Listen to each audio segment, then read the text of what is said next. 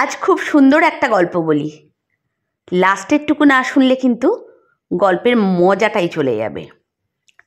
যাই হোক, একটা ছেলে তার ফিয়ন্সে বা লাভারের বাড়িতে এসেছে।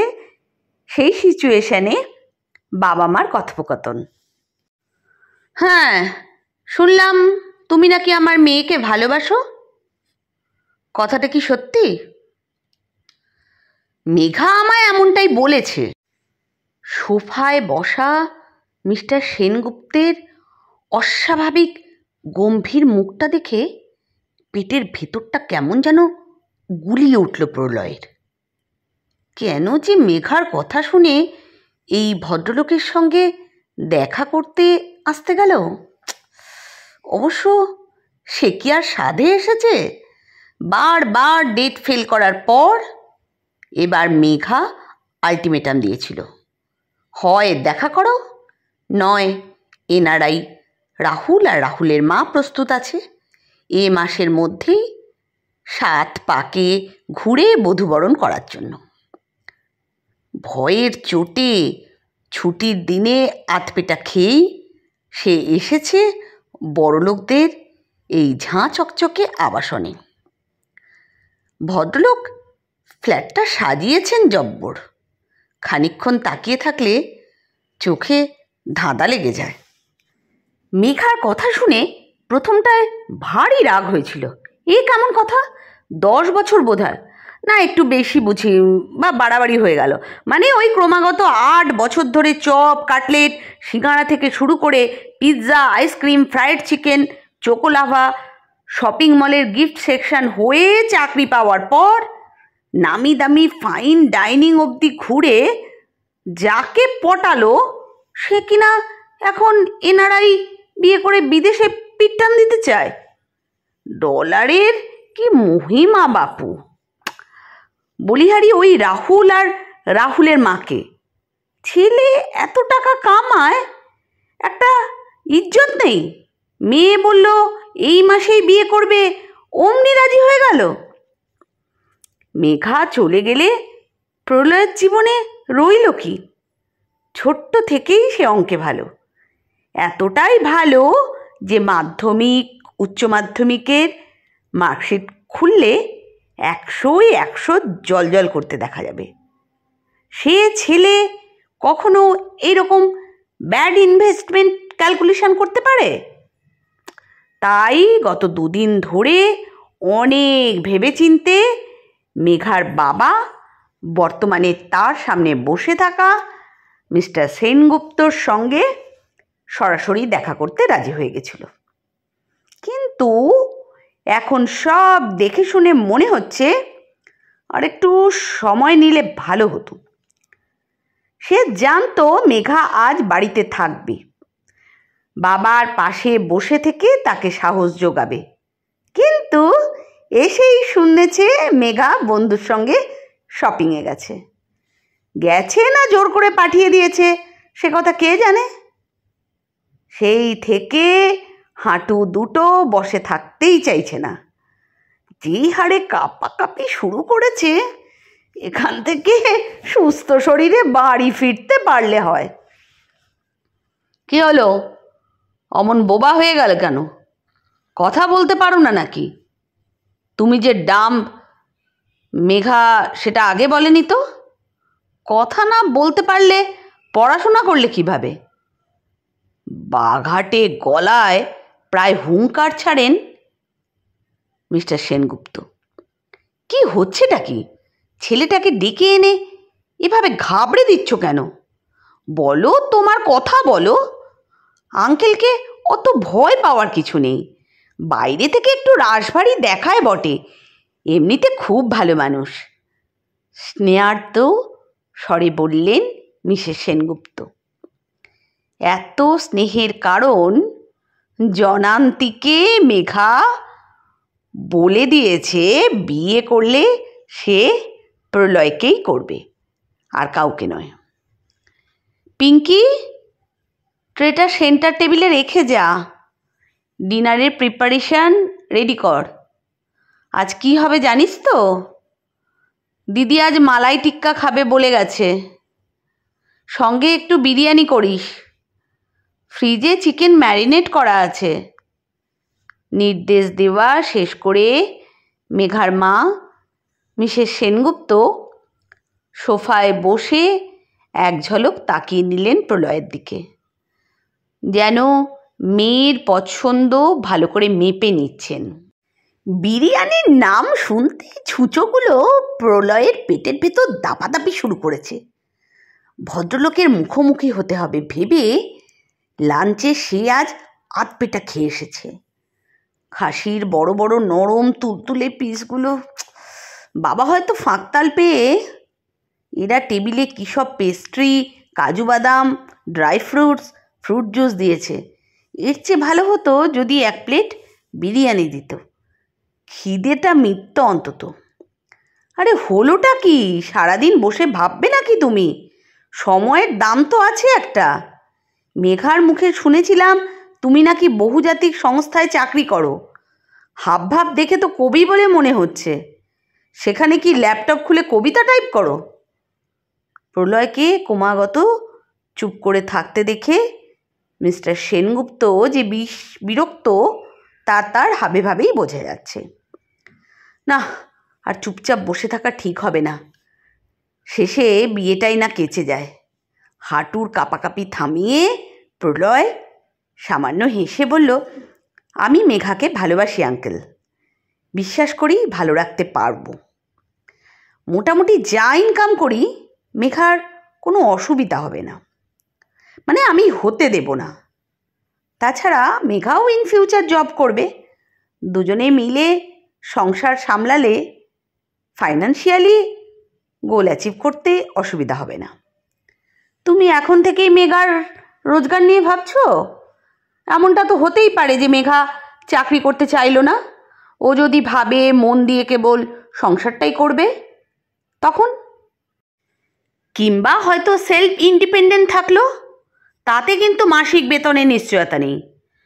যদি বাকি বন্ধুদের দেখা দেখি মেঘাও বুটিক খুলতে চায়, বিজনেসে তোমাকেই ইনভেস্টমেন্ট করতে বলে, তখন পারবে তো ওর চাহিদা মেটাতে?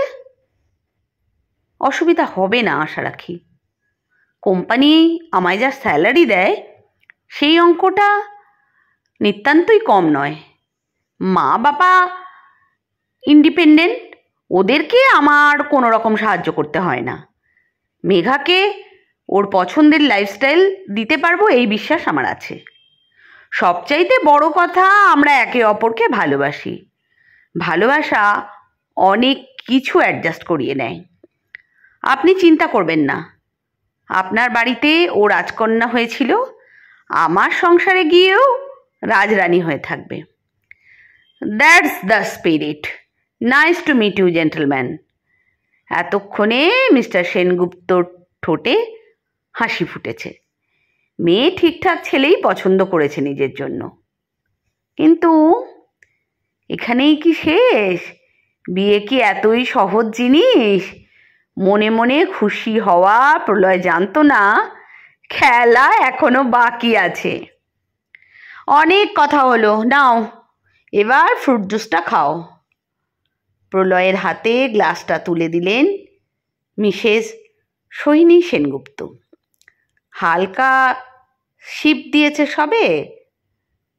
সিল্কের হাউসকোট পরা মিসেস সেনগুপ্ত বলে উঠলেন, তা তোমাদের বিয়ের পর কোথায় থাকবে সে বিষয়ে কিছু ঠিক করেছ? হঠাৎ যে এ প্রশ্ন ধেয়ে আসতে পারে প্রলয় ভাবেনি। কিছুটা অবাক হয়েই সে বলে উঠল, আমাদের নিজস্ব দোতলা বাড়ি রয়েছে, সাজানো গোছানো, সেখানেই থাকবো। আপনি কোনো রকম চিন্তা করবেন না আন্টি, ওখানে সমস্ত রকম মডার্ন ইকুইপমেন্টস রয়েছে। মিনিট খানেক চুপ করে রইলেন মিসেস সোহিনী সেনগুপ্ত। সমস্ত ঘর জুড়ে এক অদ্ভুত নৈশব্দ খেলা করছে। নিজেকে সামলাতে সময় দিলেন খানিক। তোমার দৃষ্টিকোণটা বুঝতে পারছি প্রলয়, কিন্তু সমস্যা একটা রয়েই যায়। এতদিন ধরে আমাদের মেঘু নিজের ইচ্ছে চলেছে, ও ওভাবেই চলে অভ্যস্ত। তুমি তো ওর সঙ্গে অনেক দিন ধরে নিশ্চয়ই ওর সব খবর রাখো, জানো নিশ্চয়ই ইচ্ছে হলে ও দুপুর 12টায় বিছানা ছেড়ে ওঠে, কখনো আবার সূর্যি ডাকা ভোরে ঘুম ভেঙে যায়, কখনো সব মনোযোগ একত্র করে ছবি আঁকে, আবার কখনো গানের জগতে বুঁদ হয়ে যায়। হঠাৎ হঠাৎ ইচ্ছে হলে বন্ধুদের সঙ্গে মিট করে, মুভি দেখে, বিভিন্ন ধরনের রেস্টুরেন্টে গিয়ে কুইজিন এক্সপ্লোর করে। আমরা ওকে ফ্রি বার্ডের মতোই মানুষ করেছি, কখনো কোনো ইচ্ছে বাধা দিইনি। হাজার হোক, একটাই মাত্র মেয়ে আমাদের। কিন্তু এমন পরিবেশ শ্বশুরবাড়িতে পাবে তার গ্যারান্টি কোথায়? নরম স্বরে প্রলয় বলে উঠল, আসলে কি জানেন আন্টি, সংসার করতে গেলে সবাইকে একটু আধটু মানিয়ে নিতে হয়। মেঘার স্বাধীনতায় কেউ হস্তক্ষেপ করবে না। আমার বাবা মা যথেষ্ট উদারপন্থী। মেঘা বেশ কয়েকবার আমাদের বাড়ি গেছে। আমার মায়ের সঙ্গে যথেষ্ট ঘনিষ্ঠতা রয়েছে। আপনি ওকে জিজ্ঞেস করে দেখবেন আন্টি, ওখানে ওর কোনো অসুবিধা হবে না। তাছাড়া আপনারা রইলেন, আমরা দুজন যখন ইচ্ছে এখানে চলে আসব। দেখো প্রলয়, আসা যাওয়া তো লেগেই থাকবে। সত্যি বলতে কি আমাদের দুজনেরই তোমাকে বেশ পছন্দ হয়েছে। ছেলে হিসেবে তুমি মন্দ নও, কিন্তু ওই যে একটু আগে বললে না, অ্যাডজাস্টমেন্ট মানে পাতি কথায় মানিয়ে নিয়ে চলা, ওতে আমার যথেষ্ট আপত্তি আছে। বলতে পারো বিয়ের পর কেন শুধু মেয়েদেরই মানিয়ে নিতে হবে? ছেলেরা তো নিজের বাড়িতে দিব্যি আরামে থাকে, তাদের চারপাশের কোনো কিছুই পরিবর্তন হয় না। নিজের ঘরে নিজের বিছানার ওমে তারা দিব্যি থাকে। মানিয়ে নেওয়ার দায় কি শুধুই মেয়েদের? থামলেন সোহিনী। উত্তেজনায় তার নাকের পাটা লাল বর্ণ, ফুলে ফুলে উঠছে। মিস্টার সেনগুপ্ত ট্রান্সপারেন্ট জলের বোতল এগিয়ে দিলেন স্ত্রীর দিকে। কয়েক মুহূর্ত সেদিকে তাকিয়ে ভাবল প্রলয়। উত্তেজনা সামলে সোহিনী সেনগুপ্ত স্থির হলে মৃদু হেসে বলল সে, আপনার কি মনে হয় আন্টি, বিয়ের পর যাবতীয় স্যাক্রিফাইস শুধু মেয়েরাই করে? ছেলেদের জীবনে কি কোনো পরিবর্তন আসে না? আপনি কি ভাবেন দে আর মুভিং লাইক ফ্রিবার্ড?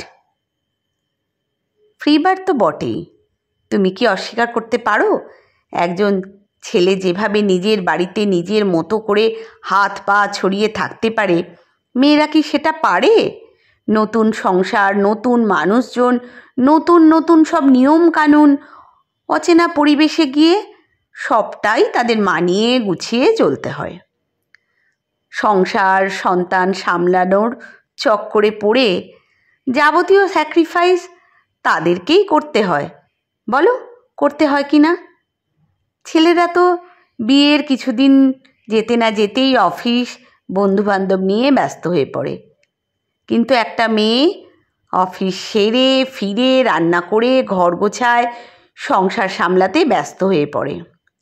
তারপরেও তুমি বলবে ছেলেদেরকে সংসার করতে গিয়ে স্যাক্রিফাইস করতে হয়? এটা মানছি বিয়ের পর ছেলেদের লাইফে পরিবর্তন আসে, কিন্তু একজন মেয়ের তুলনায় তাকে সামান্যই বলা চলে। মিসেস সেনগুপ্ত যে আজ তর্কের মুডে আছেন তাতে সন্দেহ নেই, কিন্তু প্রলয় কোনোভাবেই এই তর্কে ইন্ধন যোগাতে রাজি নয়। সে মেঘাকে ভালোবাসে, জীবন সঙ্গিনী হিসেবে পাশে চায়। ভাবি শাশুড়ির সঙ্গে তর্কযুদ্ধে যোগ দেওয়ার কোনো ইচ্ছেই নেই তার। নরম স্বরে বলল সে, আপনার কথা অনেকটা সত্যি। একজন পুরুষ হিসেবে তা অস্বীকার করার উপায় নেই। তবে একটা ছেলের সবচেয়ে বড় স্যাক্রিফাইস কি জানেন? বিয়ের পর দিন নিজের বাড়িতে বউ নিয়ে পা রাখার দিন থেকে তাকে মা আর বউয়ের মধ্যে সমঝোতা করে চলতে হয়। দুজনেই ভাবতে থাকে সে তাকে গুরুত্ব কম দিচ্ছে। মা এতদিন একতরফা গুরুত্ব পেয়ে এসেছে, হঠাৎ একটা নতুন মেয়ের কাছে হেরে যাচ্ছে এটা মানতে পারে না। এদিকে প্রেমিকা যে এতদিন ছোটোখাটো বিষয়ে গুরুত্ব পেয়ে এসেছে, সে এখন অতীত প্রেমিকা আর বর্তমান স্বামীর মধ্যে অজান্তেই তুলনা শুরু করে দেয়। শাশুড়ির সামান্য কথাতেও তার অপমান বোধ হয়, মনে হয় স্বামী তাকে সাপোর্ট করছে না। এই দুটোর কোনোটাই যে সত্যি নয় তা বোঝানোর দায়িত্ব কিন্তু ওই একমাত্র ছেলেটার ওপরই বর্তায়। এই যে নিজের বাড়িতে থেকেও দুজনের মাঝে স্যান্ডউইচের মতো বসবাস, এ কি স্যাক্রিফাইস নয়? তার যন্ত্রণার খবর কজন রাখে? দুজনে কেউই বুঝতে চায় না তার কাছে দুজনেই সমান গুরুত্বপূর্ণ, ভালোবাসার মানুষ। শুধুই কি তাই? বেডরুম থেকে বাথরুম, ব্যালকনি থেকে স্টাডি, সবটাই আর একজন মানুষের সঙ্গে শেয়ার করতে হয়, যার প্রতিটাই সে এতদিন একা ব্যবহার করত। সে সেটা করে হাসি মুখে, কারণ ভালোবাসা ভাগ করতে শেখায়।